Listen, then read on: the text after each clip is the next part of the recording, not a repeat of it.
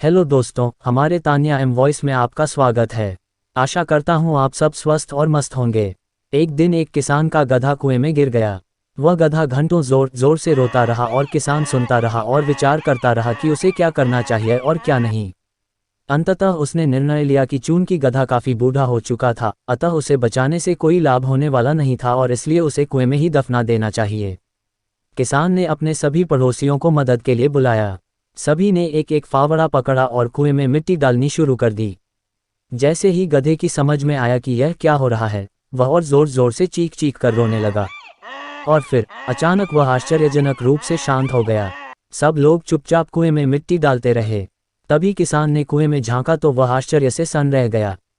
अपनी पीठ पर पड़ने वाले हर फावड़े की मिट्टी के साथ वह गधा एक आश्चर्यजनक हरकत कर रहा था।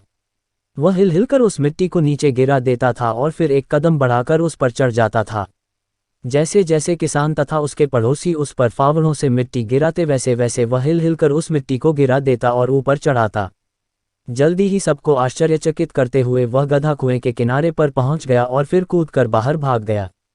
ध्यान रखो, तुम्हारे जीवन में भी तुम पर बहुत तरह की मिट्टी फेंकी जाएगी, बहुत तरह की गंदगी तुम पर गिरेगी। जैसे कि तुम्हें आगे बढ़ने से रोकने के लिए कोई बेकार में ही तुम्हारी आलोचना करेगा, कोई तुम्हारी सफलता से ईर्ष्या के कारण तुम्हें बेकार में ही भला बुरा कहेगा, कोई तुमसे आगे निकलने के लिए ऐसे रास्ते अपनाता हुआ दिखेगा जो तुम्हारे आदर्शों के विरुद्ध होंगे। ऐसे में तुम्हें हतोत्साहित होकर कुएं में ही नहीं पड़े रहना है, बल्कि साहस के साथ हिल हिलकर हर तरह की गंदगी को गिरा देना है और उससे सीख लेकर, उसे सीढ़ी बनाकर, बिना अपने आदर्शों का त्याग किए अपने कदमों को आगे बढ़ाते जाना है। एक बार एक मेढक के शरीर में बदलाव करने की क्षमता को जांचने के लिए कुछ वैज्ञानिकों ने उस मेढक को एक कांच के जार में डाल दिया और उसमें जार की आधी ऊंचाई तक पानी भर दिया। फिर उस जार को धीरे धीरे गर्म किया जाने लगा। जब गर्मी बर्दाश्त से बाहर हो जाए तब मेढक उस जार से बाहर कूद सके, इसलिए जार का मुंह ऊपर से खुला रखा गया। मेढक को अपने शरीर में गर्मी महसूस हुई और अपने शरीर की ऊर्जा को उसने अपने आप को बाहर की गर्मी से तालमेल बिठाने में लगाना शुरू किया। मेढक के शरीर से पसीना निकलने लगा। वो अपनी ऊर्जा का उपयोग तालमेल बिठाने में लगा रहा था।